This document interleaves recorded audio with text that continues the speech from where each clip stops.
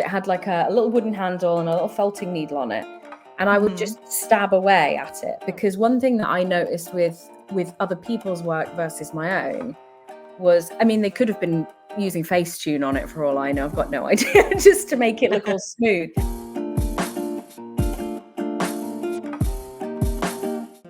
Hello and welcome to the Yarn Over podcast. I'm your host, Sarah-Jayne, and today we're going to be talking to Laura from Hey, it's Sarah-Jayne on Instagram.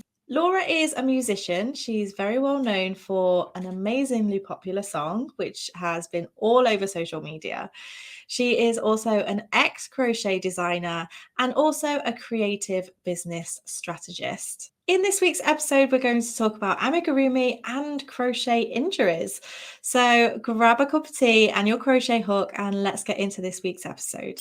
I wanted to take a moment to introduce my brand new book, You Can Crochet with Bella Coco.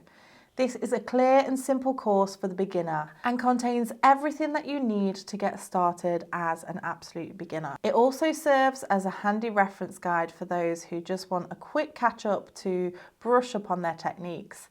And it contains 12 gorgeous crochet patterns for you to complete. You Can Crochet with Bella Coco is available now. Hello and welcome. I'd love to welcome Laura to you today. Hello, Laura.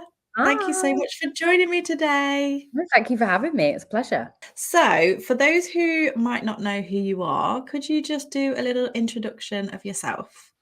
Sure. I'm Laura. I'm a now ex-crochet designer, I'm sad to say. I am a musician. I'm a creative business strategist. I do lots of social media and content community stuff now that I can't crochet anymore. Some people might know me from the Simply Crochet YouTube channel. I was the host of that for a few years. And also from that terrible repetitive song that everybody seemed to have shared at one point. I was the creator of It Costs That Much Because It Takes Me Effing Hours, just so we don't upset YouTube. So I've been a bit of everywhere, really, I think. Yeah. Well, first of all, it wasn't a terrible song. It was brilliant. I absolutely loved it. And I think it's the 50th time, I think, was the problem. I still love it. I still do. I think it had a very important message behind it. And you also mentioned that you're an ex-crocheter, which we will get into a little bit later. But first of all, could we kind of rewind back to the beginning? When did your crochet journey begin? It was about 12 years ago now. And I was a young mum at the time. I had a toddler and I was in quite a bad place. And I think, funnily enough, lots of people's crochet journeys started in the same way, where it became almost like this sort of form of therapy in a sense. And I know for me, it was definitely that sort of repetitive kind of action, and it was productive. And I'd separated from my daughter's father, and I was just in one of those places where I needed something that was not just, I was just mum. It was something for me that it was a hobby that I could get engrossed in and that wasn't really serving anyone else. It was just kind of serving me. And I think that's something we don't get to do a lot of when we've got toddlers. And it sort of snowballed from there, really. It was something that kind of happened by accident. Me actually turning it into a business was a bit of a shock. And I think it's because I started kind of sharing things online. I was in a number of sort of Facebook groups about crochet. And I started having people ask me if I was selling things, if I was selling patterns, if I was selling like the things that I was making. And it was almost like I thought, oh, okay, maybe this could go somewhere. And then it sort of went from there, really. But it definitely started out as a something for my mental health more than anything else. Yeah. Can you remember what your first project was? It was the very, very first crochet thing I ever made was actually just the border of a baby cardigan, because I was a knitter beforehand. Oh, okay. And I made a cardigan for my daughter while I was pregnant, with her as sort of her like special coming home cardigan and all this stuff, and it had a crochet border, and I can't tell you how many hours of frustration that gave me, because as a knitter, crochet was like a whole other, you'd think it would be something that you could slip into it quite easily. No, I was funnily enough a really awful crocheter at the beginning. I was not good at it at all.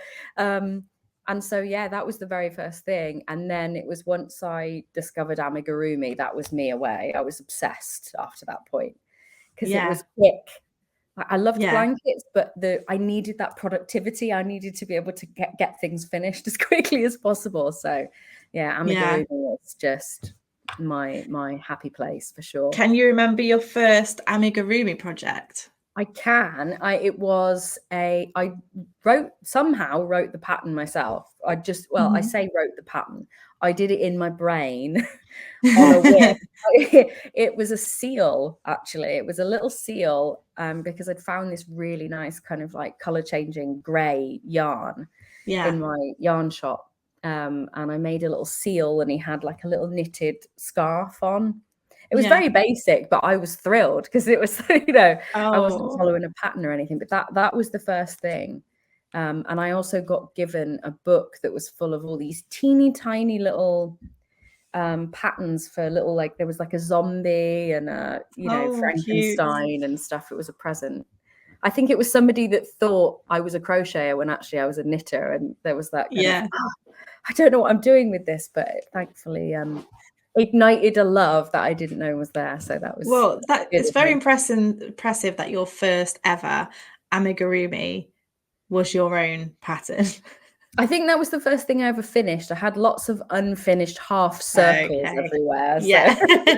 Lots of trials. There was a trials. Lots of trials, but that was the first finished product, at least. What is it that you think you like about amigurumi? I think I'm a big fan of Japanese culture on the whole anyway. The sort of cuteness and all the kawaii stuff, and food with faces was a big thing for me. And that's a lot of the things that I made ended up being food with faces, and literally anything with faces, actually, like pencils with faces. And but I think the thing for me with amigurumi was that it was something that, as somebody who loved to crochet, I was getting a finished item so much quicker than if I had been doing a garment or a blanket or something much larger. And I'm extremely impatient. I love making things, but I'm so impatient that it has to be finished in a couple of days or I get frustrated. So I think that's the main thing. It's like being able to be a bit more freeform with it, I think, and being able to build things up and make something that's cute, and it's like a little cute display thing. So I think, probably how quick it is to work up compared to other crochet things, and also just being able to be a little bit more creative with the stuff that I was coming out with. And just having, cute is definitely the right word. They are just so sweet. They are very. I follow some amigurumi designers that I just look at their stuff and I'm like, how is it so neat? How is it so neat? And detailed as well. Like there are a lot of really incredible Russian crochet designers that I follow that make just the tiniest. They use almost like embroidery floss and crochet with it with like the tiniest little hooks. And I just am in awe. I don't know how they manage that at all. It's awesome. Yeah. A lot of patience. Lots of patience and eye strain, I assume. Yeah, I was going to say, we need like some hefty magnifying glass or something to work with. See, I've always been open and honest about this. Amigurumi is not my forte. I can do it, but I don't necessarily, I wouldn't say I do it particularly well. I don't know what it is. I think because a lot of the amigurumi that I make, I would show you. I've got one next to me now, but I can't show you because it's from one of the Crochet Society boxes, which isn't out yet. But the amigurumi that I make is often on camera, and when you're filming something, tension's off and all of that. And I always joke whenever I'm showing the amigurumi that I've made that it's a lot bigger than what it should be. I know that I need to go down a few hook sizes, but I like to use the hooks that are in the in the boxes and things, and all of that. So I'm not going to lie and say it's not my favorite. It's like when I look at the stuff that you make, I honestly cannot understand how you do it so quickly, because like a throw blanket will take me months. Yeah. It's funny, isn't it, how and you're like, oh. like everyone can be so different, whereas you're like super quick at amigurumi, whereas I wouldn't be. But I guess that's the whole, that's why it's so exciting, this sector, isn't it? Like crochet and things, just everyone's got their own niche inside their niche. So yeah, that's lovely. But what tips, I'm partly saying this for me, but for other people as well to get benefit. Okay. If somebody wanted to start amigurumi, so let's start there. If somebody has never done it before, what tips do you think you could give them? I would say, and you're in particular not gonna like this one, is use a hook smaller than what the yarn suggests, is always what I would suggest. Because obviously with double knit, it's normally sort of a 3.5 that you'll get suggested with some of them. And I always use a 2 or a 2.5, which with cotton yarn is a nightmare because a lot of it splits so easily. But for me, it's all about there being no gaps between the stitches. I think when I first started doing amigurumi, I would kind of always just use what the recommended hook size was for whatever yarn I was using, because that was the smart thing to do. That's what I'd done with everything else. And then I always just found there was just kind of gaps between the stitches, and you could see the stuffing through it, and it just felt kind of a bit sloppy. And so I started going down a hook size, and then I went down another hook size. And most of the time I work with a 2.5, and I find that's my kind of comfortable place with double knit. Because it's nice and tight and neater. Obviously you have to bear in mind, if you're following a pattern, it's going to end up being slightly smaller than what it's suggesting, but it's perfect as far as I'm concerned. It just looks so much neater, and you're not going to get all the stuffing kind of sneaking out through all the little holes and stuff. So that's what I would say is good to start with, but just mind out for cotton yarn, because it will split when you start getting into the little tiny sizes. It's very splitty. Yeah, definitely. If I was making it, off camera, I know for me, 2 sizes down would be the place that I need to be. But it's so funny sometimes how big my amigurumi turn. It's actually hilarious. When I did this is not supposed to be this big. I did tutorial videos for Simply Crochet magazine for a few years before my son was born, and I just ended up with, he was a very high maintenance baby, so I ended up with no time at all to do anything.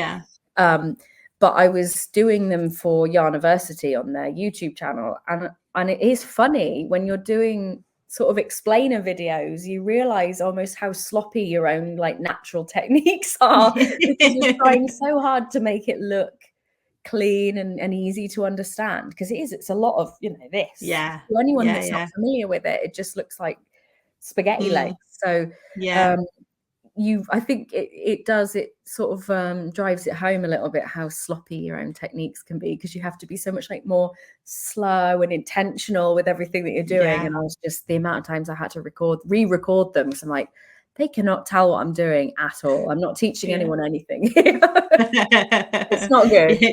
It's tricky, isn't it? And then for those who might have given it a go, but might want to, like, this is definitely me, might want or need to improve on their skills. Have you got any tips from that standpoint? I do. The moment that I kind of leveled up my own stuff significantly was when I started using a felting needle on it at the end. Okay. I would use a felting needle that was kind of, I don't think I've got one to hand, but it had like a little wooden handle and a little felting needle on it. And I would just stab away at it, because one thing that I noticed with other people's work versus my own was, I mean, they could have been using Facetune on it for all I know. I've got no idea, just to make it look all smooth. But when you start to stuff it, it can end up looking a little bit lumpy bumpy, or it's a little bit more squishy than you want it to be. But you don't want to overstuff it, because then it starts to show through and get gappy. And if I ever noticed any patches that were gappy or were a little bit lumpier than I wanted them to be, I would just stab at it with a felting needle. And it not only pulls everything in and smooths it out, but it makes it feel so much firmer and nicer, and it makes it feel more expensive and more well-crafted. And it's the best thing I ever discovered was a felting needle. That is a brilliant tip. I've never heard that before. I don't know if anyone else does it. I don't know if I've ever seen anyone. If they have, they haven't admitted it or told anyone. Because I did it on just a whim. I just thought, oh, that bit's a little bit lumpy. Maybe if I just sort of stab it back in. And then I was like, oh, that actually looks really good. And it works particularly well with acrylic and wool. It works with cotton as well, but more so just to kind of shape the stuffing. It won't do a lot for the actual work itself. But yeah, it was a game changer for me. A felting needle, total game changer. I'll have to try that one. Do definitely. That's a brilliant tip. It's quite therapeutic as well. It is therapeutic. Yeah, just jabbing it. Yeah, a little bit of a therapy. So you mentioned earlier that you no longer crochet anymore. You're an ex-designer. Can you tell us a little bit more about that? Yeah, I am a chronic workaholic, and I never took days off, never rested, never took breaks, never stepped away from anything, because I think I'm neurodivergent. I've got ADHD, and I get really hyper focused on things to the point where I won't get up and get a drink for hours, you know. And I would get really hyper focused on getting something finished, and especially with Amigurumi, because it is a much smaller project. The light at the end of the tunnel is significantly closer. So I would just sit there and work and work and work, and I wasn't taking proper precautions or breaks or anything. And in my this would have been like my 9th year of crocheting, when once I was doing it as a business and it was something that I was doing every day, pretty much every day, I started to notice that I was getting a bit of pain in my elbow, and it would sort of run just along the inside of my elbow and that kind of lumpy bit. And I was getting a little bit of swelling, and I thought, okay, well, that's probably not very good. I'll just take a couple days off. And then it sort of went away. And then, you know, a couple of hours into another crochet session, it would come back. And it got to the point where within 10 minutes of starting a project or starting and, you know, sitting down to crochet, it would come back straight away. And it got to the point where I could feel it even when I wasn't crocheting. I would just be sitting completely still, and I'd be getting this burning sort of throbbing pain, and it was like traveling up my arm and down into my fingers. And I ignored it for a while, because crochet at the time, that was my job, you know, that was my whole, everything that I sold pretty much was crocheted. So obviously I was doing kind of stickers and prints and things that were a little bit more illustration based to try and crochet just that bit less and see if it would heal up. And it just never did. And I thought, okay, I'm going to need to take a significant break. And I started working for Snag Tights in September of last year. I was the head of community and social. And so I sort of closed my shop, and I thought, okay, this will give me a break, and I might be able to pick it up as a hobby again soon. And 6 months went by, and I hadn't crocheted anything. And I thought, okay, I'm going to sit down, I'm going to try. And within 5 minutes, it was just burning again. And I was like, and so it just became one of those things. I just cannot do it anymore. And I think there was a bit of a grieving period, really, because for so many years, it had not only been my business and my kind of livelihood, it had also been a big part of my identity. And you'll feel very much the same way, because obviously so much of your life revolves around crochet. When you can't do it anymore, it's like, who am I? A little bit, you know, who actually am I? I can't do this thing that was not only my job, but it was my hobby, it was my therapy, it was my wind down time, it was my creativity.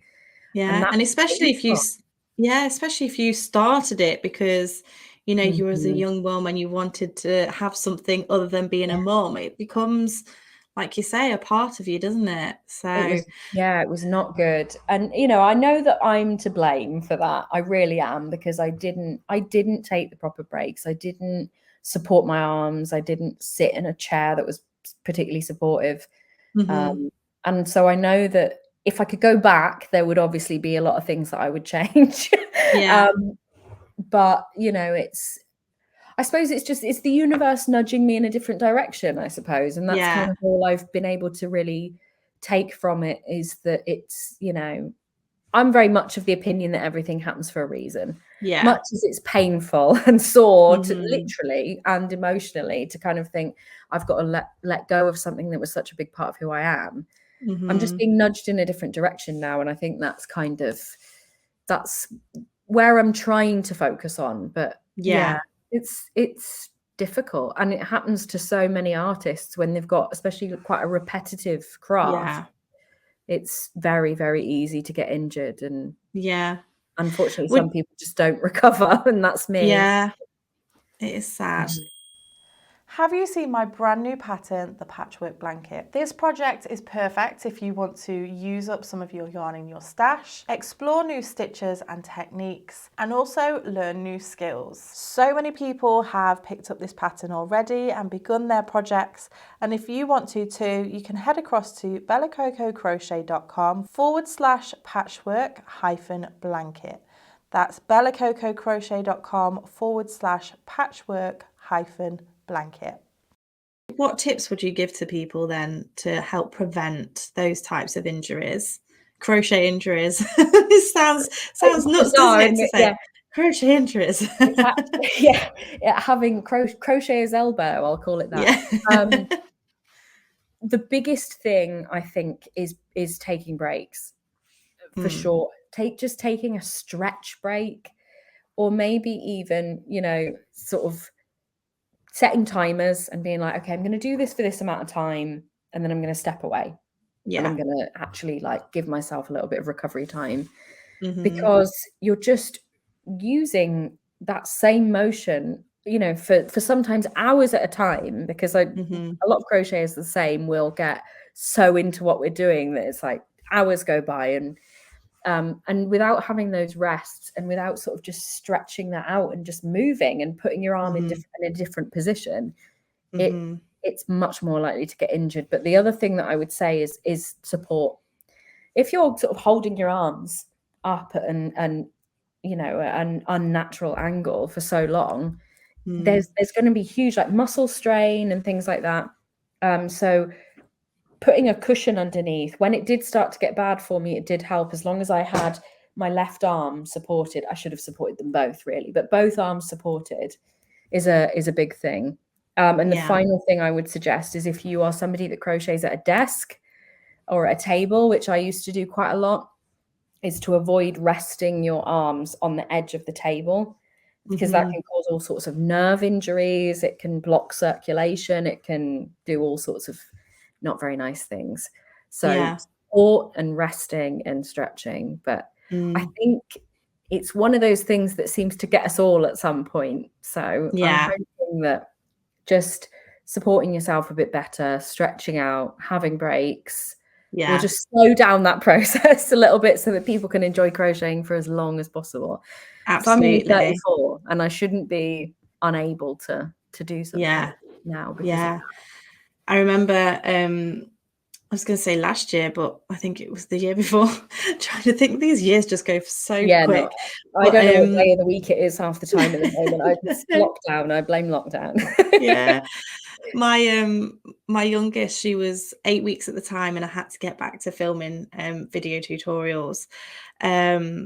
I had 50 something videos to do in a short space of time. It was ridiculous. And then at the same time, caring for this young baby, I'd have to be doing the videos and stop and then go and feed her. But because of these positions that I was in all the time, I was constantly crocheting to do these video tutorials, and I was holding her when I was breastfeeding her. My arms were just they were just in so much pain. It was just so painful. Luckily, I recovered from that because I made sure that I got rest when I could. But yeah, it's just so unfortunate when you don't recover. It happens to lots of people for sort of short-term periods as well, and they do just end up kind of having to rest. But it's that, I think it's the fact that when you have an injury like that, it doesn't only hurt, and you know, you'll remember this from being injured, it doesn't only hurt when you're crocheting, it hurts all the time. All the time, you know, doing anything, and when you've got young children and you're constantly needing to be lifting someone and doing things, cooking, and you know, it ends up just taking over. So yeah, definitely something to avoid if you could possibly help it. Yeah, it's one of those things where it's like you do crochet to help your mental health, but then you need to not do crochet sometimes to help your physical to help your physical health. So just do it in that balance. And a lot of people are hobby crocheters, aren't they? So they might pick up their hook a couple of times a week or whatever. I know some people might do it every day, but just try and make it shorter bursts of time for every day. Yeah, definitely. There's a lot of resources online as well that sort of, and I think it's useful for lots of different crafts, but crochet and knitting in particular, lots of resources for things like very specific stretches that you can do that help to kind of mobilize those areas. I think just so that people aren't sort of worrying about it too much, I think one of the things for me that made it more of an issue at such a young age was that I've got hypermobility issues. So my joints don't work the way a normal person's joints work. I'm sort of hyper flexible in my hands and my elbows and wrists and things like that. So I don't think it's as common this young for it to happen, but it's certainly something to watch out for sure. Yeah. Definitely. So now that crochet is unfortunately out of the equation for you, what are you focusing on now?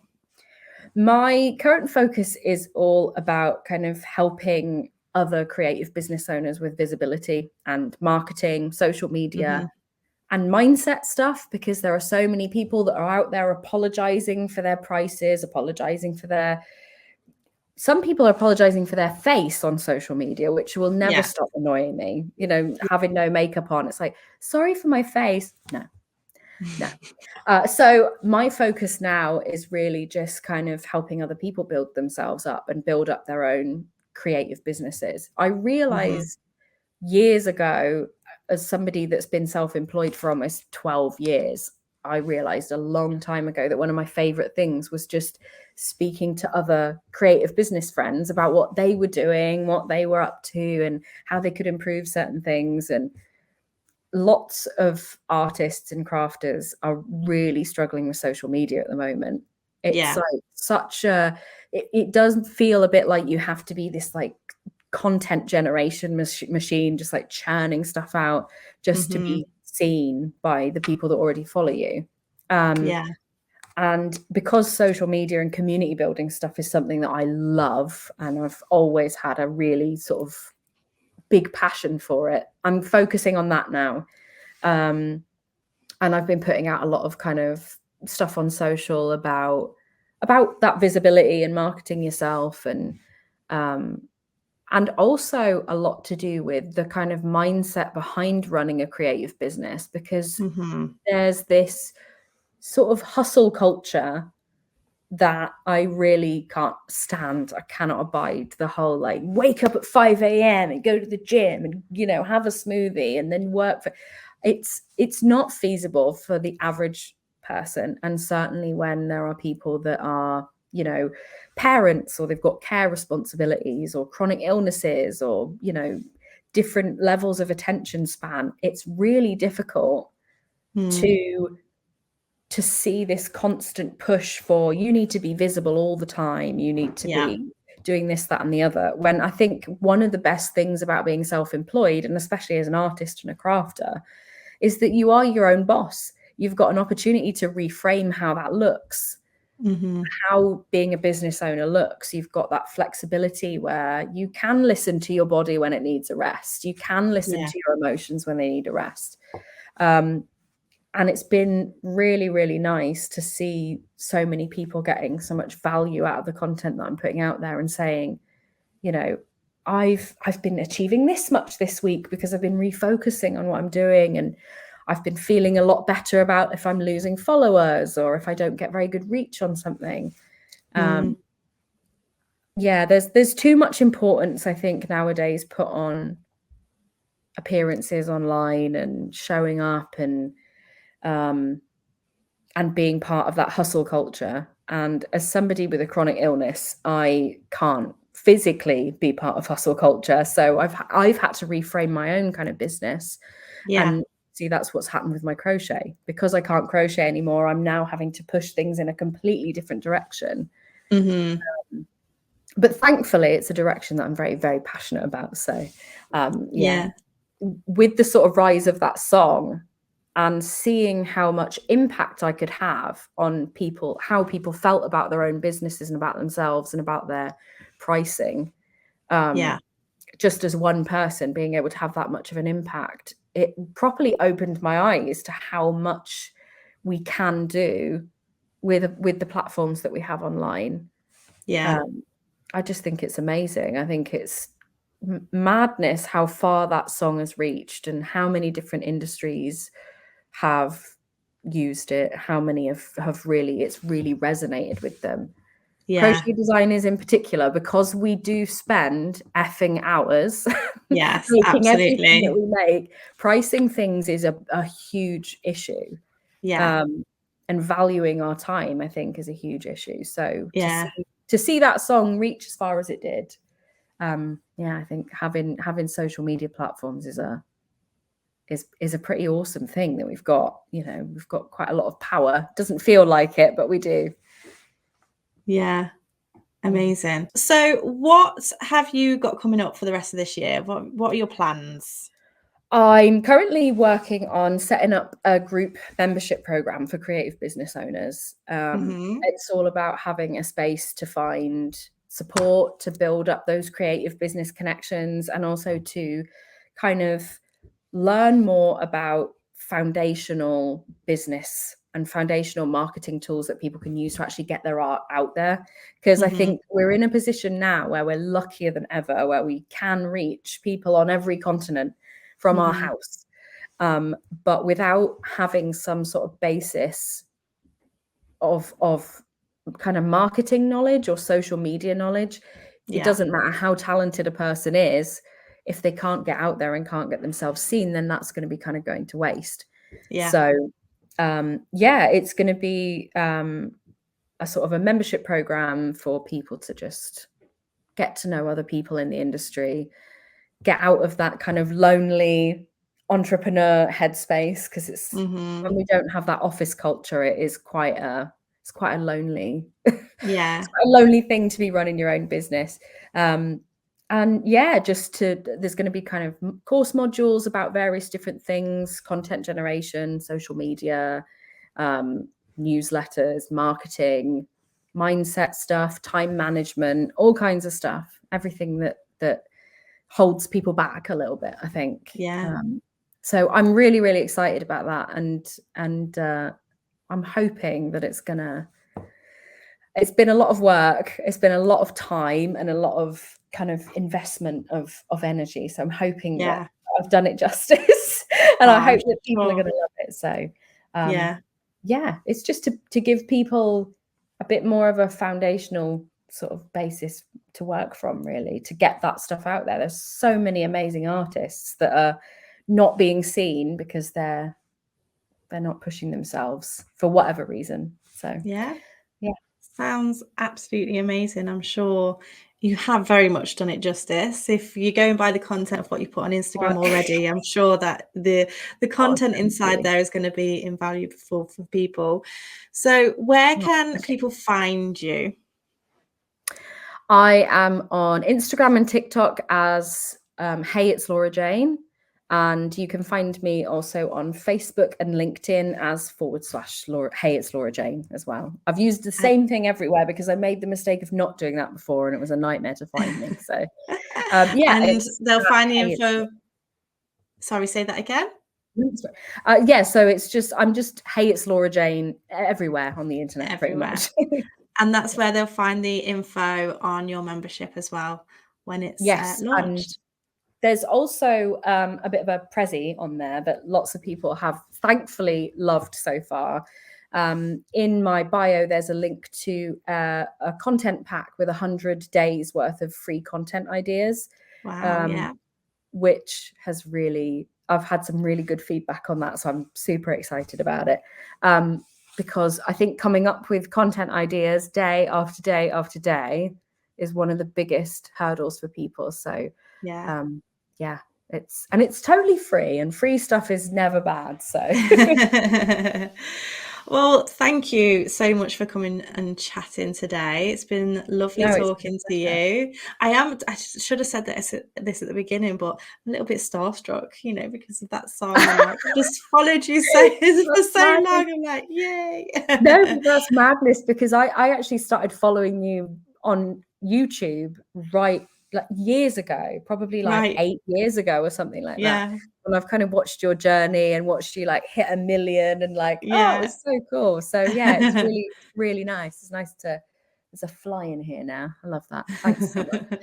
No, it's lovely. It's really nice to actually finally get to chat and catch up. And fabulous. Thank you so much. No, and I shall speak to you.